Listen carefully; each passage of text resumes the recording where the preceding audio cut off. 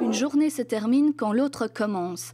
Aurore Tourneur, professeure de langue et de religion, est aussi première échevine à Estine. Quand elle ne donne pas cours, Aurore défend notamment l'environnement et le tourisme dans sa commune. On a adhéré au plan Maya l'an dernier afin de pouvoir planter davantage de mellifères sur Estine et d'encourager aussi les apiculteurs à venir installer des ruches sur le domaine public. Alors pour l'instant, on a créé un couloir écologique auprès des éoliennes avec des mellifères mais aussi des prés fleuris. Et alors, on a des projets d'installer aussi des arbres fruitiers le long du Ravel, mais ça c'est pour l'année prochaine. La nuit de la Chouette, c'est la première fois que nous l'organisions cette année-ci. Nous avons eu plus de 120 personnes, un vrai succès. Ça s'est passé en 2 temps. Il y a d'abord eu une petite explication en PowerPoint fait par Natagora sur les différents types de chouettes et de hiboux. Et puis on a fait une balade, on a envoyé ce qu'on appelle une repasse. Donc on a entendu le bruit de la chouette chevêche et on l'a vu. Et ça a été un moment magique évidemment. Ça s'est passé à Bonne-Espérance, tout près de l'abbaye, le long du Ravel. Ça s'est terminé par un petit verre sympa offert par une chambre d'hôte qui vient d'ouvrir. Et donc ça rejoint en effet ma compétence tourisme parce qu'à Estine on n'a pas de moyens. Et donc développer le tourisme c'est pas évident, mais développer le tourisme d'un jour et l'écotourisme c'est aussi un de mes objectifs.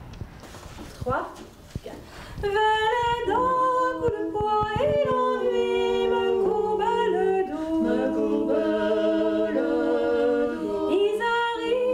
Bonne humeur, détermination, dynamisme, créativité sont au rendez-vous de tout ce qu'elle entreprend. Chef de chorale, comédienne, elle propose de nouveaux projets culturels en tant qu'échevine. Elle a pris les choses à bras-le-corps immédiatement et a mis en place sur la commune d'Estine une quinzaine culturelle qui s'appelle Bourgeon de Culture, qui se veut un moment de grande convivialité au sein de la commune, rassembler les différents artistes, petits ou grands, de notre entité, voire même également faire appel à des artistes extérieurs. Et l'humanisme dans tout ça, il est là, omniprésent, dans l'être et dans l'action. Alors pour moi, l'empreinte H, c'est diversité, responsabilité et participation.